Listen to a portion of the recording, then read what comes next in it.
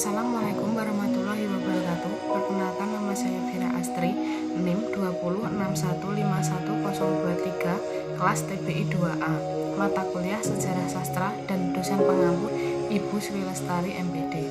Pada kesempatan ini saya akan menjelaskan tentang isi dari novel Hilangnya Si Anak Hilang karya Nasjah Jamin. Novel Hilangnya Si Anak Hilang merupakan novel karya Nasjah Jamin yang pertama kali terbit sebagai cerita bersambung di dalam Surat Kabar Mingguan Minggu Pagi, Yogyakarta tahun 1996. Kemudian baru tahun 1963 novel ini diterbitkan dalam bentuk buku oleh penerbit Nusantara Bukit Tinggi. Pada tahun 1977 novel tersebut dicetak ulang oleh Pustaka.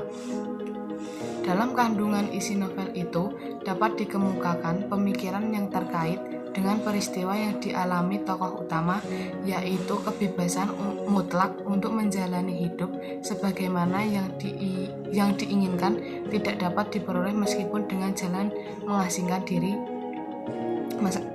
diri di antara tuntutan keluarga dan hasrat untuk memenuhi keinginan diri sendiri. Selalu ada yang harus menjadi korban. Oleh karena itu, untuk menghindari tindakan ekstrim dari kedua belah pihak yang berseberangan dalam prinsip hidupnya harus dilakukan kompromi. Tidak ada kebenaran mutlak untuk diikuti atau diakui. Kuning atau aku di satu kutub dan Centani di kutub yang lain. Dijembatani oleh Marni dan Mainar yang keduanya menjadi korban.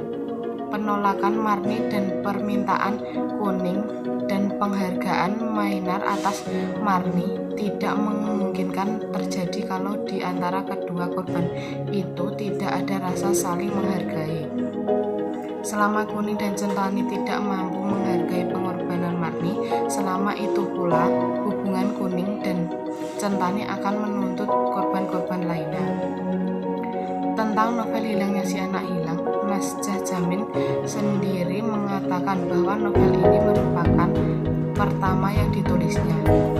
Novel ini ditulis semata-mata untuk mengisi kekosongan cerita bersambung di Minggu Pagi, Yogyakarta. Walaupun banyak kritik pedas terhadap novel ini, Nasjah Jamin tetap diam.